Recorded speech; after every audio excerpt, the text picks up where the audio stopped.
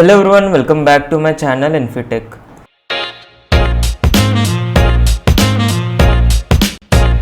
In this video we are going to discuss about a problem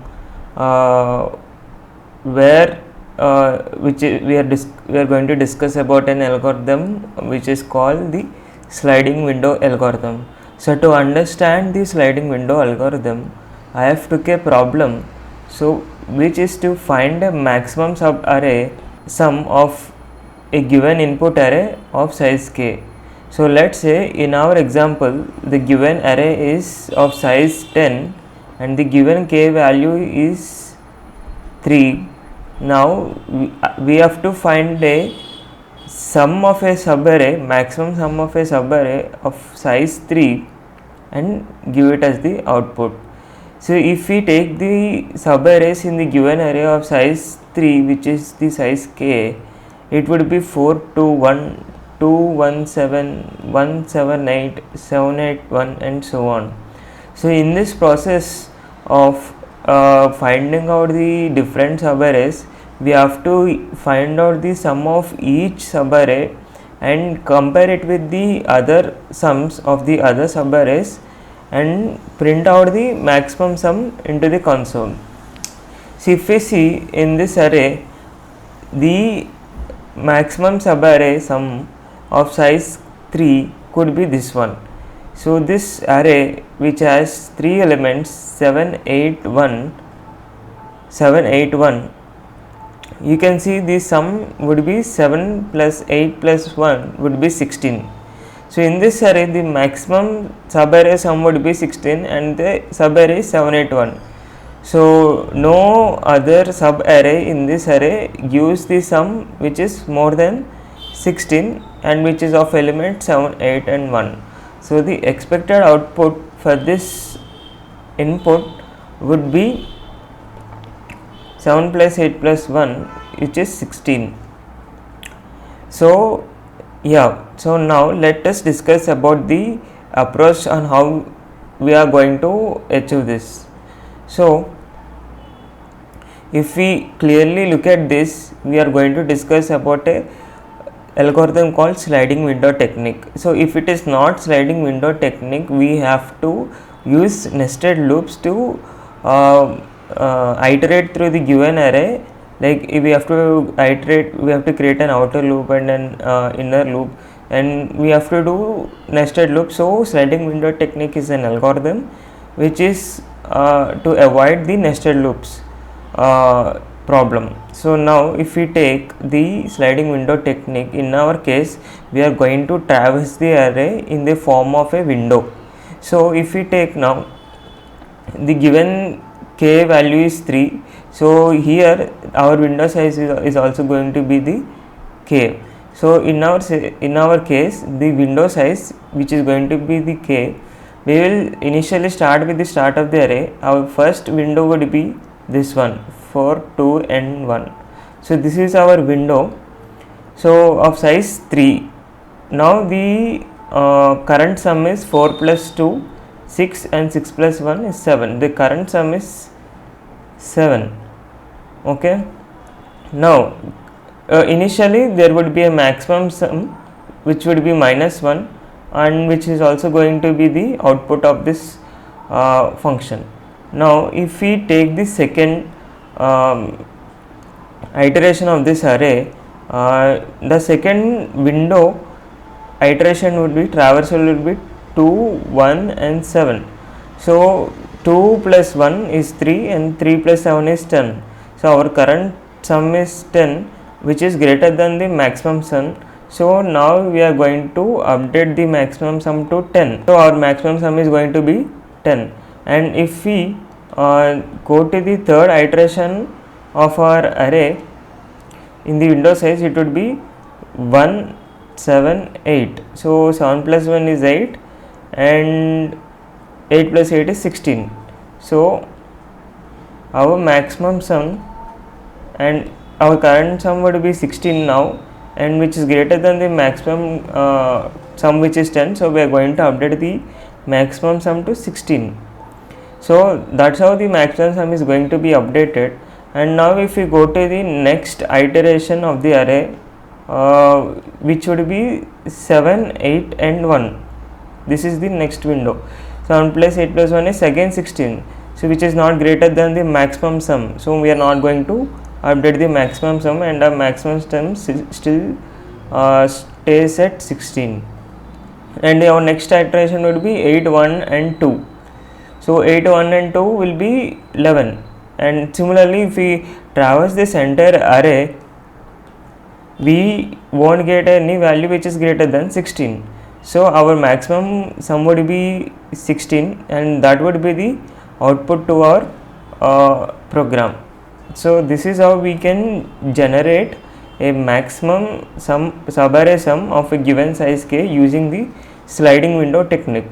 So sliding window technique works in the form of traversing an array in the form of blocks. So we are going so in our general programs we traverse the array through an incrementer. So now we are going to traverse the array with the window, like our window size, which is going to be 3. So it could be 2 or 1 or 4. So depending upon the size of the k, we are going to change the size of our window. In our case, the input is k, which is equal to the window size. So we will be traversing our array in the form of windows like this. So while traversing, we are going to calculate the sum, compare it with the maximum sum m, and generate the maximum sum as the output.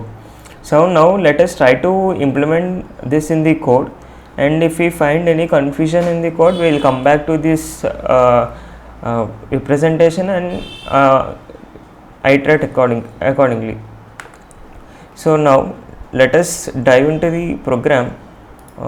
So now here I have let me increase the font size. Here I have a main.go file. So basically we are going to execute this program in Go language. You can use any other language of your choice, but the concept remains same for any language. So the main function, this is my folder structure.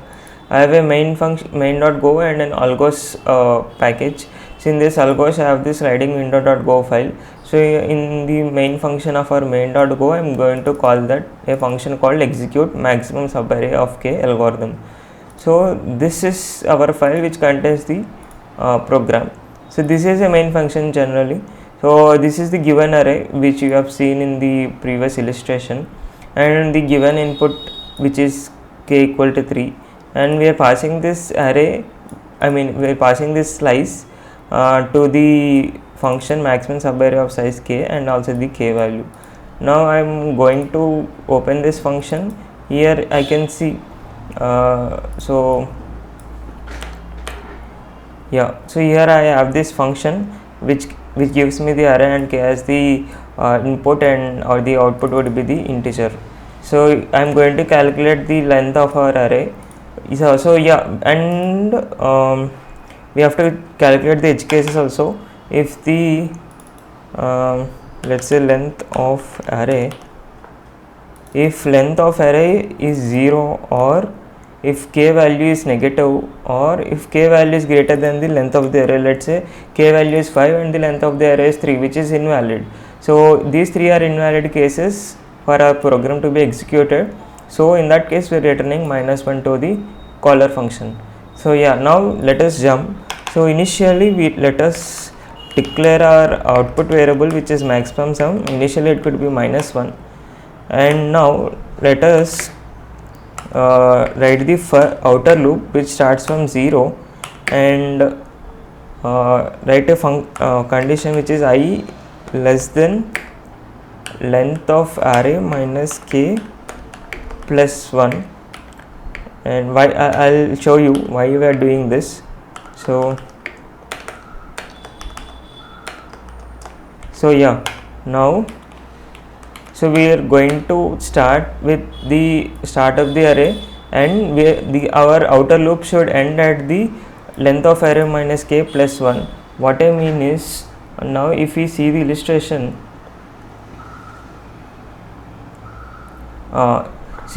initially our I will be at the beginning of the array, and the condition is length of array minus k plus 1.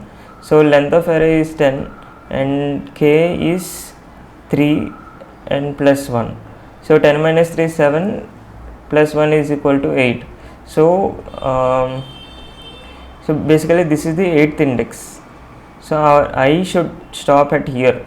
So why? Because our so since we are telling I less than this n minus k plus 1, so our loop iteration stops at this index.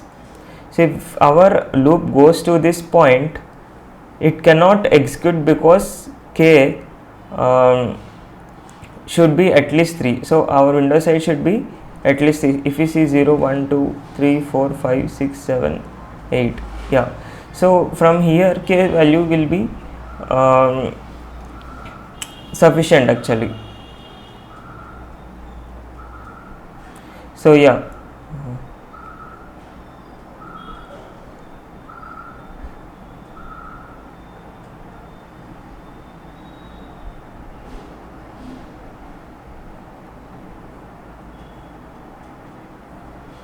Yeah, sorry, I confused. The 8 index is this part. So this is the 8th index. So our loop iteration should stop ideally here, because if our loop iteration stops here, we will have at least 3 k elements, which is k equal to 3, to do our calculation. I mean to calculate the sum of the c. So our loop should end at a point where we have at least k elements at the last. So to have at least k element at the last, this is the formula: n minus k plus 1. Why plus 1? Because our array index starts with 0.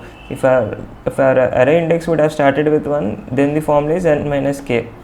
So yeah, so that is why we have written n minus k plus 1, where n is the length of the array.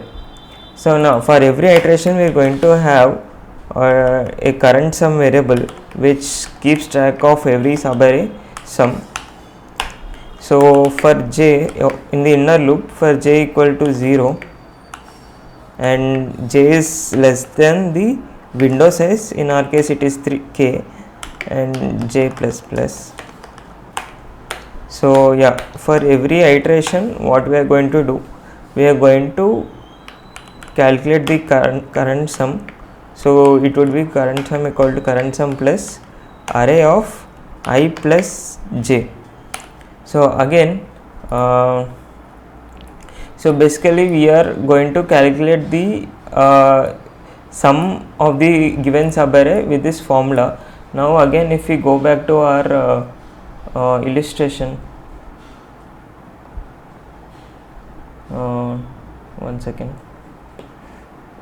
let me clear this first.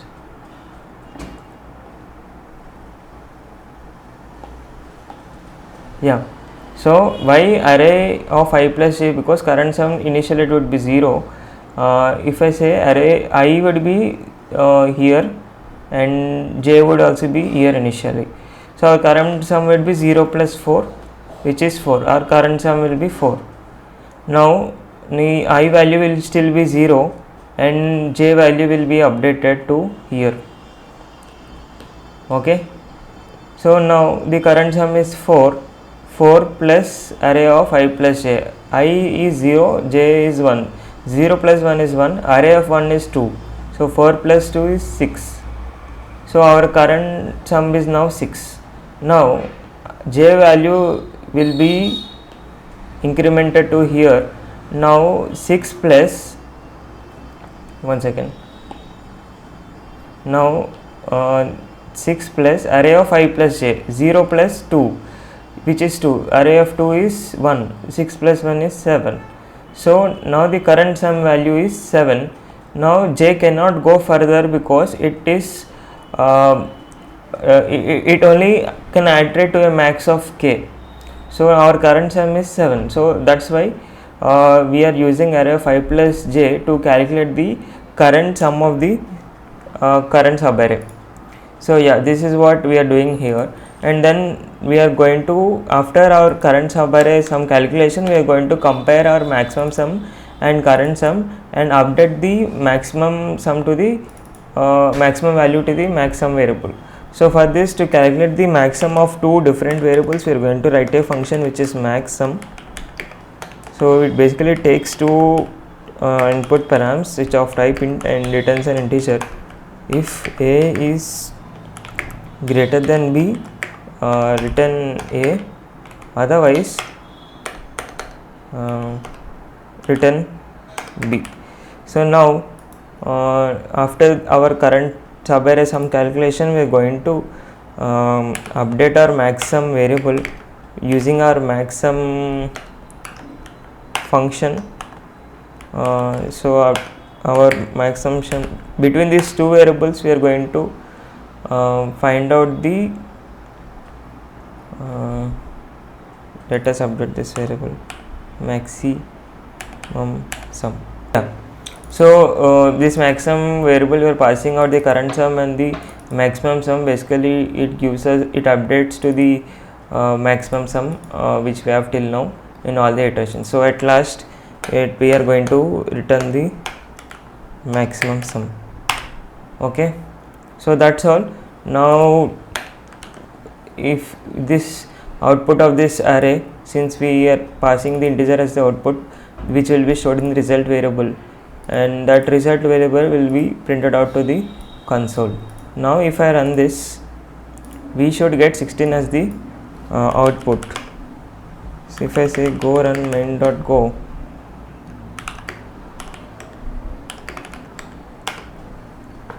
yeah, maximum subarray sum of size 3 is 16. So yeah, this is how we have got the output as 16, because the maximum sub array, this array is 1, 7 and 8, and that is 16, which we have got it in the output.